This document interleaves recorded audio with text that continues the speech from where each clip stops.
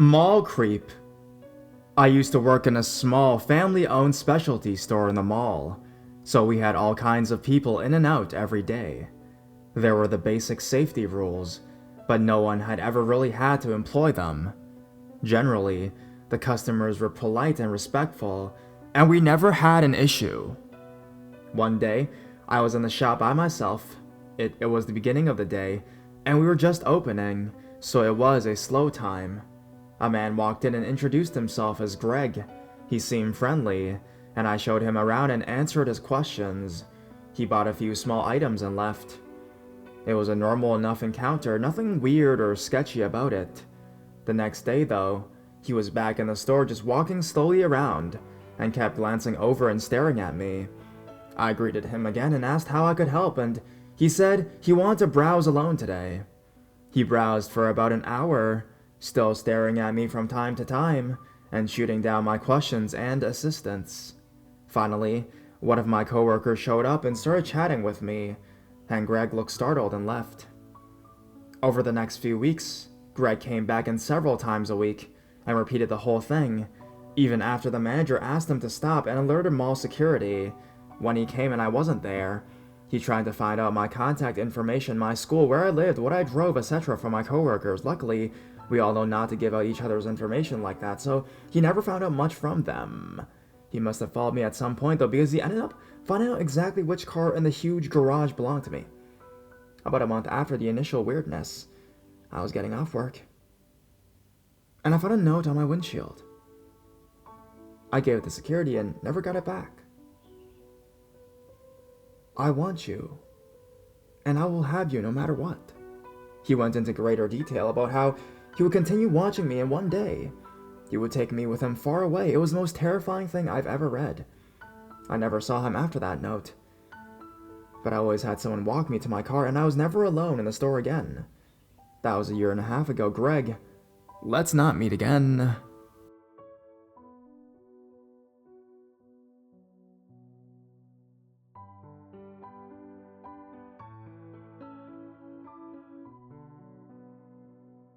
Creepy crustaceans. During my freshman year of college, I lived in one of those large soulless dorms, the type with concrete walls and 20 rooms on each floor, with about 200 square feet of living space in each. Our floor was set up so that all the girls lived on the left hallway, boys on the right, bathrooms and common rooms in the middle separating the two. From the first day of school, my floor was extremely close. We were always cramming dozens of people into our tiny rooms to watch movies. Large groups would congregate in the common room to do homework together, and we'd all venture out together on the weekends to drink terrible alcohol in large quantities. Picture Saved by the Bell, the college years, with equally terrible hairstyles and outfits. Well, I suppose every 90s sitcom has to have a Screech, and our experience was no different, except that our Screech was Eastern European, and was more Dustin Diamond in his Dirty Sanchez years than plain old nerdy comic relief. Greg would always appear when you least expected him to. Enjoying a quiet night out at the movies? Turn around, and Greg would appear.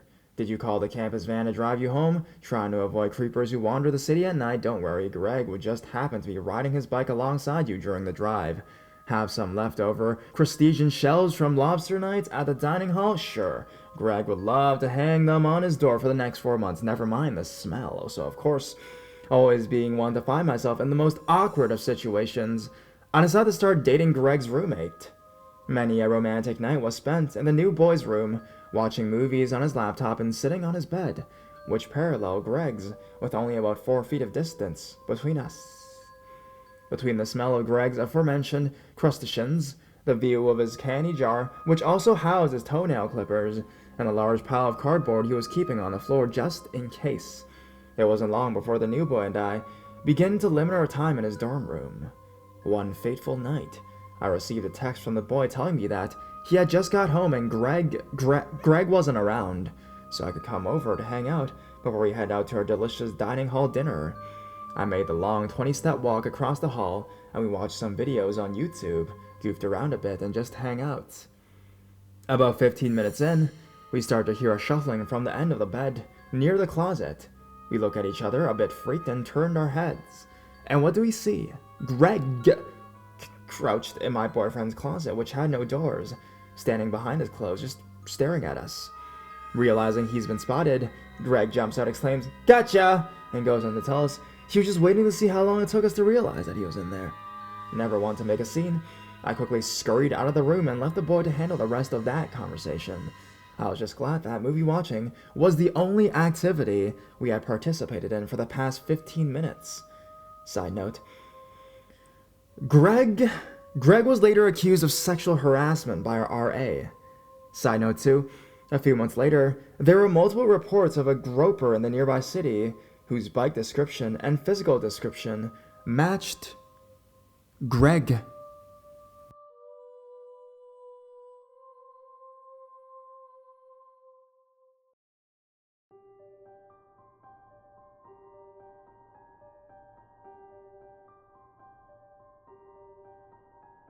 Creepy classmates sexually harassed me and watched me through my window. This is my first time posting on Reddit, so why not start with my favorite sub? This happened in 2013. I'm a girl and I was 16 years old at the time. I was in my last year of high school, and I lived away from my family with my girlfriend, 18-year-old female, and some of our mutual friends 30 minutes away from my school. I just transferred to that school because of its good programs for disabled students. I suffer from daily seizures and lenient uniform policies. My first week or so there was normal and everyone was super nice. That's until I met Greg. I was sitting by myself outside the office building after one of my seizures, and he came over to talk to me. It started off normal, introducing ourselves and small talk and stuff, but that was before he noticed a My Little Pony keychain on my backpack. He asked if I was a brony, and before I could even reply, he went on a spiel about the complexities of the show and how he'd never met a Pegasister before. I tried to explain to him that I wasn't a brony, and I've never myself watched the show, but that my little sister gave me the keychain before I moved out of home, but he wouldn't believe it. I excused myself from the conversation and hoped that that would be the end of it, but I was so wrong. After that encounter, he started to sit next to me in class and follow me around on break, so I just thought that maybe he was lonely and didn't have much people skills, so I'd still talk to him and try to be as nice as possible. After about 2 weeks of this, he started to get a little more full on. He transferred classes, so he'd be in all of mine. He found all of my social media accounts and followed them, and stalked my out-of-school friends online. He also started to get a lot more physical with his actions. He would touch my hair when he thought I wouldn't notice, put his hands on my thigh in class, and at one point, followed me into the girls' bathroom and tried to grab my chest. No matter how much I would ask him to stop, and that I didn't want him touching me, he wouldn't listen. It got to the point that my girlfriend and I had to go to the principal and complain about it there. But that still didn't stop him. I was scared to go to school and see him. He had me so terrified that during the term 2/3 break, I was too scared to even leave my apartment. Then one lunch break, he sat next to me and demanded I look at some art he drew of me. And when I looked, I was naked, tied up, and bloodied. When I saw it, I naturally freaked out, just ran away from him. I was terrified. That afternoon, I came home from school as normal and cried in my room for hours. After a few hours, my housemate called us from the parking lot of our building and warned us that someone was on the balcony outside our front door trying to look in my bedroom window. My girlfriend, being the big, tough fighting lady that she is, stormed right out there to confront this person with me in tow, and there, on our balcony, standing on a milk crate, and staring right in my window is Greg, with his dick in his hand. When we confronted him, he started crying about how he truly loved me, he was the one for me, we were soulmates, and I should end my lesbian phase and be with him. The whole time he was saying this, he still had his dick out. I was panicking because this guy was watching me through my window, while I was crying and being consoled by my girlfriend, and masturbated to it the whole time. When I started calling the police, he got angry and tried to hit my girlfriend, who just punched him back harder. The cops came and arrested him, and we all had to go to the station and give statements. And when his parents arrived, they wouldn't stop apologizing to me. As of now, Greg is not allowed to come near me, and didn't return to school for the rest of the school year. We moved apartments just to be safe. So, Greg, let's not meet again.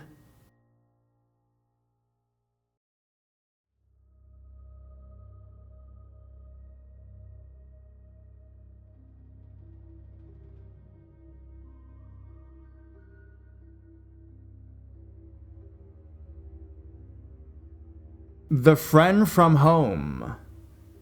I grew up in a small coastal community. 400 students in my high school, 70 kids in my graduating class. I was friends with a group of older guys. We all did theater together, and I dated one of them, Mike. He introduced me to Pearl Jam and Soundgarden and drove me around in his red pickup truck. He was a great boyfriend. But this story isn't about him, it's about Greg, his best friend. Despite dating Mike, there was always sexual tension between me and Greg. Besides being older than me, Greg was tall and handsome and had great hair. He was charismatic and could always make me laugh. He was also weird as hell. But then again, we were all a little weird. A group of high school misfits. For the record, absolutely nothing ever happened between us. Even after me and Mike broke up, I think one time Greg asked me out to dinner, and I thought it was a date and he didn't anyways. It was all very wink and nod. Greg knew I had a crush on him, but I think saw me as more of a younger sister than a romantic prospect. But he liked to flirt with me regardless. After I graduated high school, I went away to university. Greg was there too, and we hung out a few times during my freshman year. There was still that sexual tension, although neither of us ever admitted we liked each other. Nothing ever came of it. But my sophomore year, Greg left to study abroad in Japan. He was always obsessed with Japanese culture, and I lost touch with him and the rest of those high school friends. One day during my senior year, I ran into him on campus, which was surprising, because I figured he was either still in Japan or had graduated. I walked up to him, smiling, expecting him to burst into excited laughter. "Greg!" I shouted. He looked at me somewhat blankly. "Oh, hey, Candace," he replied. Unsure if he was joking or not, I exclaimed, "So how is Japan? Where have you been all this time? I can't believe I haven't seen you in years." He smiled, but something seemed off. Greg was always a little odd, though, and I figured maybe Japan changed his personality a little bit.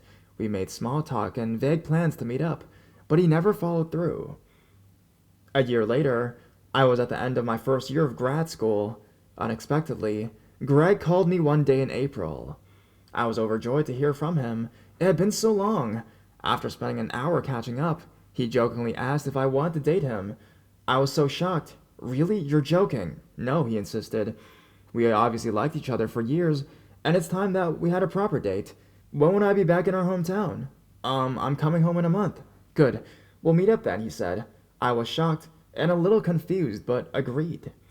Fast forward to the summer, I was working 18-hour days at a fancy summer camp for international students and had forgotten about my date with Greg. Plus, he was probably joking anyways. He was like that. Then I got the first creepy Facebook message, which had followed a weird email. "Good thing I remembered your email, because I lost my cell phone. So when are we going on our date? When are we going to get married, wifey?" I wrote back, what? Don't be weird." He wrote back, "When was it ever not weird between us? Don't make things difficult." I ignored it.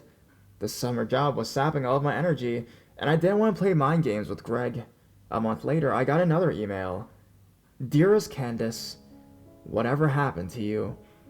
Have you finally quit your online person and retired into the world of sensual pleasures? Candace, I don't want to lose you. You're my neglected childhood sweetheart. You're like a little sister to me. Last night I thought you did appear before me in my dreams.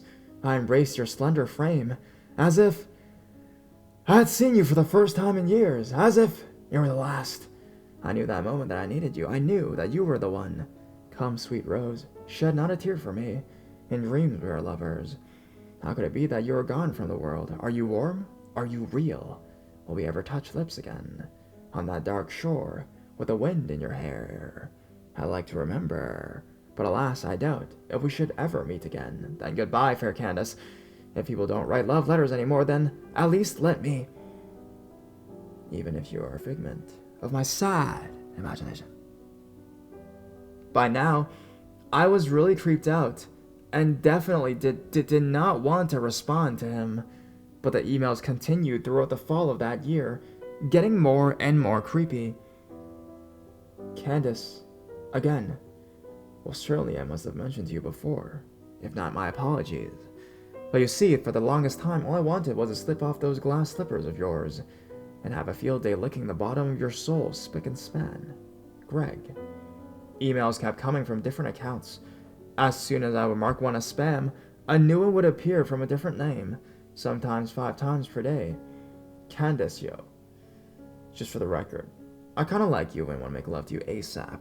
You had invited me up to your college at one point, if I could get a ride there. And I was just wondering if the offer still stands. Let me make a deal with you. How about if I can get to your university on some weekend within the next month? Then you will let me fuck you like a dog. Greg again. I'll skip over the more disgusting parts, where he described in vivid detail the sexual things he wanted to do to me.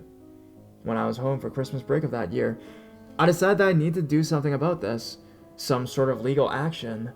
I was falling sick from stress of being in school and fearing opening my email. If you've never been harassed or stalked, it is one of the scariest feelings out there. Luckily, I lived a few states away from my hometown, but my parents still live 5 minutes from his house. What if he threatened them? What if he traveled to where I live now? I was going crazy. I decided to go to the state police and get a restraining order, and my mom went with me. The police were no help, apparently in my home state at this time, unless the harasser was a relative or a boyfriend. They couldn't do anything for me. They literally told me, call us if it escalates. This guy had been threatening sexual violence over emails for months, and that wasn't enough for them. Furious, I tried my own town police as well. I came armed with printouts and screenshots of everything he had ever sent me, both on my personal email and on Facebook. The town police, after complimenting how pretty my Facebook profile pic was, oh, the irony of being sexually harassed by law enforcement as you seek help from a stalker, finally called Greg to tell him to stop. My heart stopped, and started as I heard the police officer talking to him. Greg, I've heard you've been in some trouble. Candace wants you to stop contacting her. The police officer covered the phone. Greg wants to know if he can still be friends with you. I looked at him, mouth agape. He turned back to the phone. Greg, I don't think it's a great time to be friends right now. I later found out that, as the police officer had been talking to Greg on the phone, he had just come out of a court hearing. He had been arrested for groping the buttocks of a 14-year-old at a public library. Later, through talking with mutual friends, I found out that he was a schizophrenic. I have anxiety and depression, and I've been torn over the years between hating him for what he did to me and pitying him for his mental illness. I haven't talked to him in years, but recently, he reached out to a mutual friend on Facebook, asking to apologize to me. While my friend was telling me this over the phone, and I unexpectedly started sobbing in the grocery store, Greg sent another message. Fine. Ignore me. Fuck you guys. Greg, let's not meet.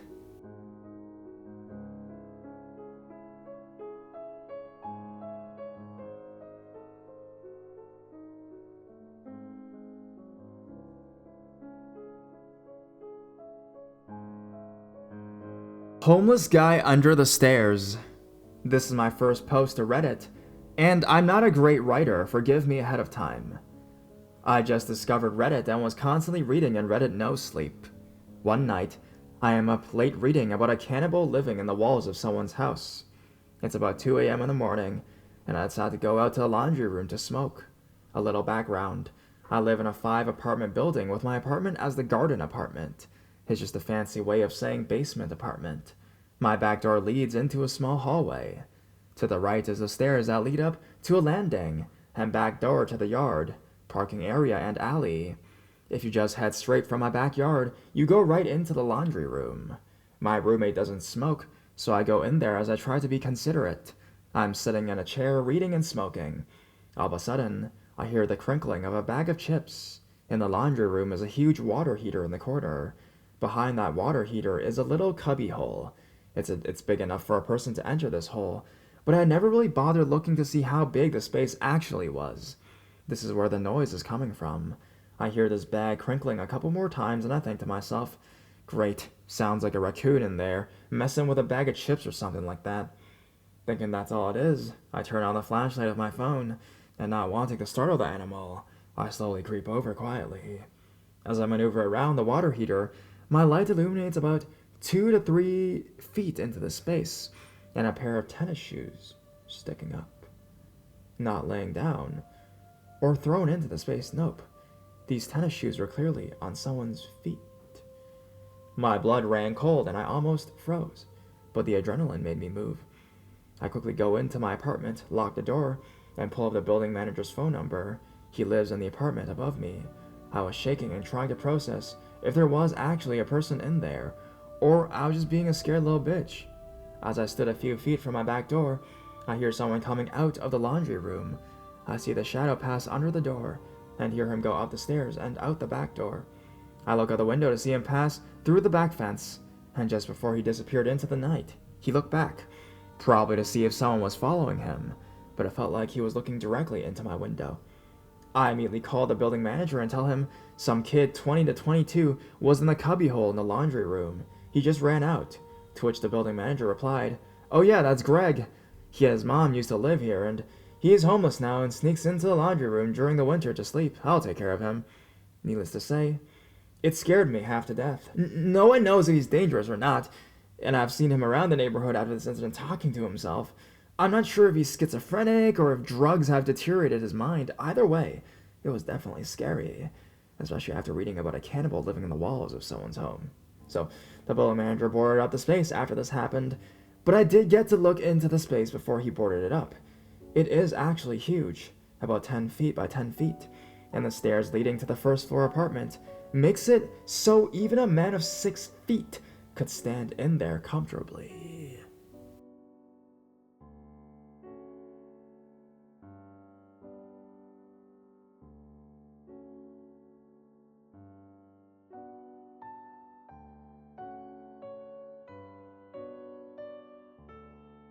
One party, two crazies. When I was 17 years old, 23 now, I met a guy one weekend, and he invited me to a party the weekend after. It was a rural block party, so it was a long way out in the bush in Australia, away from any suburbia. I normally wouldn't have made the trek out somewhere so far, but he seemed really nice and offered to pay for my taxi there. When I arrived, it was one of the coolest parties I've ever been to.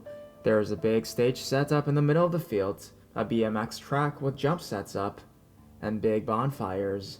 I pulled a passed out partier out of the fire after he rolled in. Turns out the guy who invited me and I didn't get along so well, or more like he wasn't so happy that I wouldn't sleep with him. But he was okay about it, and kind of slinked off into the shadows, and left me to do my own thing. Well, me being my usual chatty self, I started to make friends with everyone and party with them. At the start, a guy named Alan had introduced himself to me, and continued chatting with me for the rest of the night. Another guy who stuck out to me was a guy called Greg. Greg seemed like one of those socially awkward guys who was just happy to be at the party. One of those ones who would quietly get too wasted and start stumbling around, with a little docile smile on his face. He would speak up and say one sentence in our group discussions before moving back to the edges of the circle again. I noticed him staring at me a lot during the night, but he seemed harmless, just very drunk. I'm also pretty tall for a girl, and he was maybe half a foot shorter than me. Anyways, we kept partying all night, long after the sun came up, and I had a great time. When everyone started to make their way home or find a nice patch of grass to pass out on, I realized I didn't have a way home. I had been prepared to pay for a taxi, but the fare to get there the night before had been about twice what I expected to pay. One of the guys said that Greg was going my way, and that we could share a taxi. Greg was happy to pay. I thought, oh perfect, and we both jumped into a cab. It was quite a long ride, and I realized that while I had told the driver my friend's address, where I was going, Greg hadn't mentioned his destination. I asked him what his address was, and which town he was going to, but he brushed off the question and just kept talking to me. His conversation was getting a little weird, and started to make less and less sense. I glanced at him. His eyes had started to look in different directions. He was faced straight at me, but it was like his eyes were checking out both of my ears separately. It was not a good look. I asked him again where he was going, and he replied, "Oh, I'll just come with you." I told him something along the lines of, "Oh, well, that would be cool normally, but today my friend and I can't bring anyone back to her place, and we have a lot of stuff to do." He kept insisting. I kept saying no, and I started to panic as we got closer to my friend's street. She lived in a townhouse complex that had 3 or 4 different driveways for about 20 buildings. I told the driver to stop at the wrong driveway. When we pulled up, I got out of the car and pretended I was doing up my jacket, and I realized he was waiting for a change from the driver. Flight mode kicked in, and I sprinted as fast as I could up the wrong driveway while he yelled behind me to come back. I ran through the buildings and found a bush to hide in that had a little gap where I could see the driveway I had run up. I stood there, not daring to breathe, and watched as he walked past, calling my name. I waited for a few minutes before I called my friend and whispered to her to have the door open in 1 minute. When I was sure he was at the other end of the complex, I made a dash for it and launched myself through the front door, locking it behind me. At the time, I felt like someone in a spy movie. I didn't realize just what I had potentially avoided. About a year later, I was at our local nightclub when Alan walks up to me and says hi. I don't remember his name, but I knew his face pretty well and remembered him being nice enough at the party. We start chatting and laughing about the party and its events. That's when he drops the bombshell on me. The day that I ran away from the taxi, Greg had ended up in a mental institution. He had spent 6 months there. That chilled me to the bone. I told Alan the story of my great escape, and he said he was sorry for telling me to take the taxi with him. I tried to end the conversation with Alan to go dance on the dance floor with my friends, but he insisted on coming. We went upstairs and I was dancing, but he sat at a table near the dance floor just staring at me. It made me uncomfortable, so I moved to the other side of the dance floor and then walked back downstairs. He followed me and kept trying to talk. In the end, I decided it was time to go home. For about a year and a half after that, every single time I went out, he would just be there, staring. Sometimes he would say hi, but he would always stay at a distance where he could watch me. Before reading this subreddit, I would say he was harmless, but if he did anything, I could look after myself. I had some extremely protective guy friends and a protective boyfriend for most of that time, but I never wanted to cause any confrontation, so I didn't tell them. I was lucky that it never escalated more than that, but I still saw him until I moved to Canada when I was 20. After living in Canada for a year, I completely forgot about Alan and his weird ways, until one night after work, I walked into one of the local bars to see friends, and I saw a face across the room that I recognized. Why was this face so familiar? Is he a customer that I served before? Have I met him on a night out? He looks strangely like no. I'm on the other side of the world. It couldn't be Alan. I decided bed seemed like a good option and quickly said bye to my friends, hoping he hadn't seen or recognized me too. A couple of days later, I was out again when I felt someone behind me put their head on my shoulder. I spun around and was face to face with my pal, Alan. I told him what a surprise to see him. Wow, that's great he's here, and made sure to ask how long he would be there for. He told me he had followed a girl to Canada, and she had broken up with him the day he arrived, so he would be there for 2 weeks and then leave. I thought he would have been over the staring business by then, so I stayed at the club for a little while longer before catching him at it again. So I left, took a taxi home, and only left my house to go to work for the next 2 weeks. I never saw him again.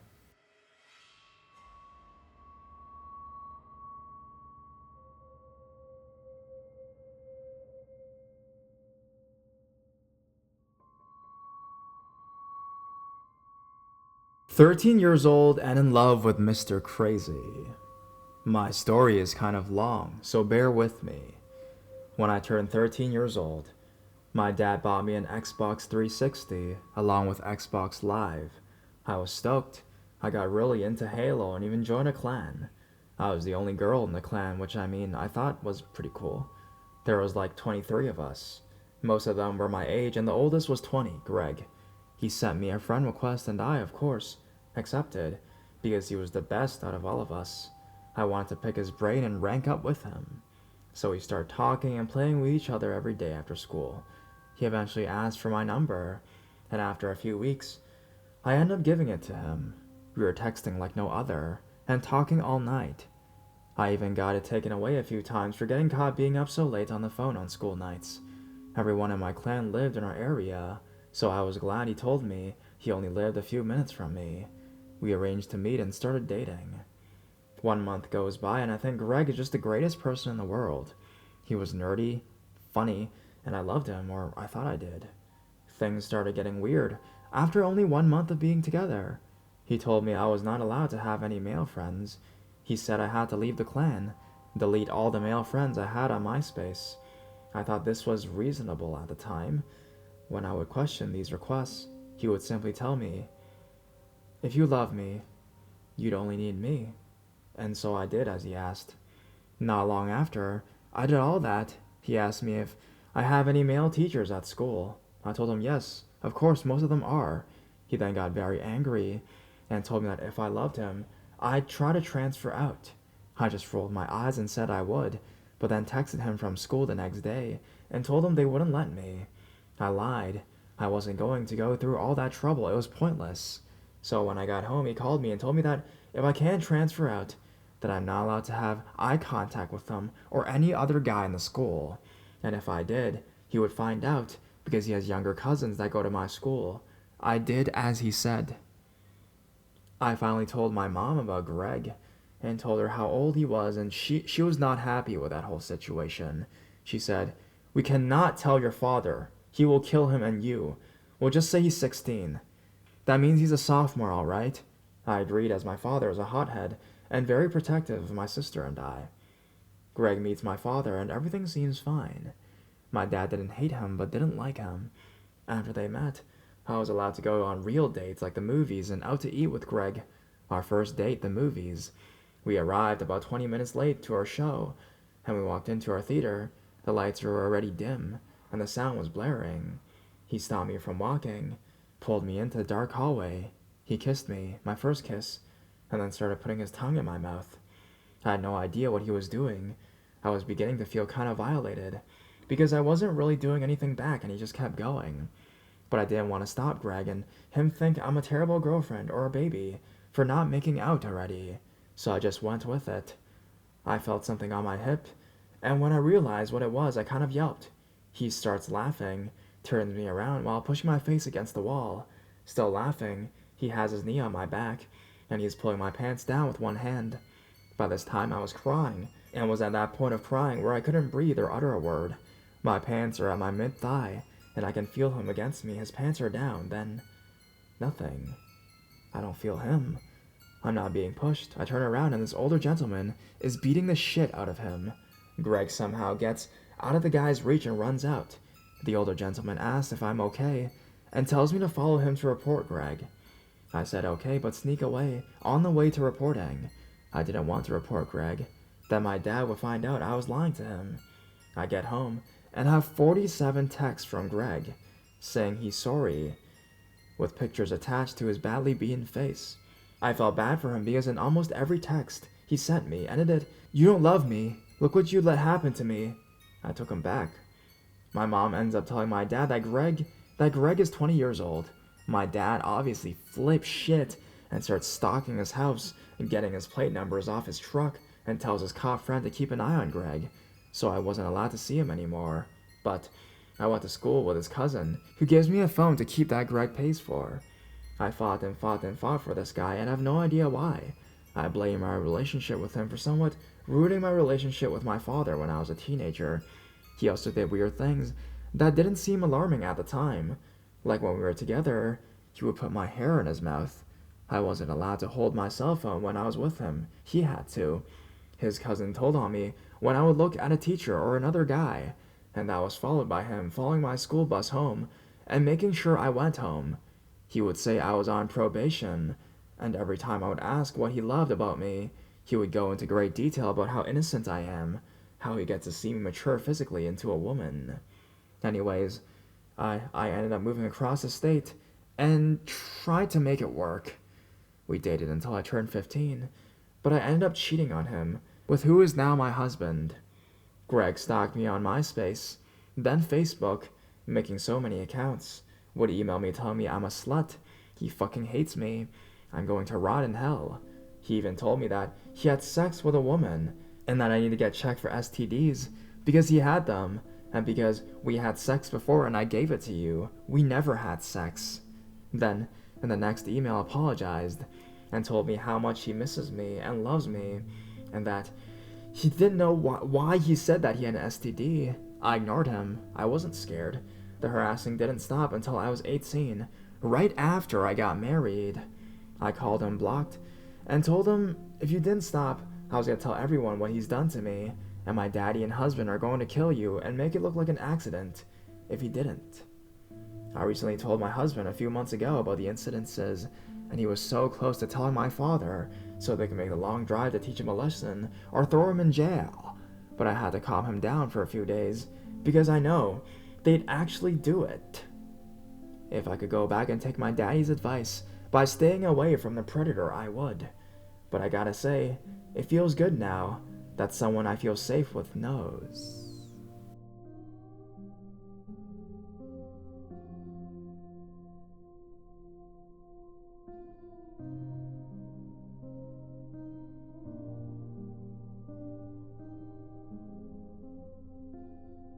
Maybe my slutty ways are catching up with me. My head felt as if it was split in half, and I was afraid to open my eyes. My entire body ached as if I had run a marathon the night before. Yes, marathon of Natty Light and Jungle Juice, maybe. I slowly opened my eyes, aware of the mass beside me snoring heavily. What happened last night?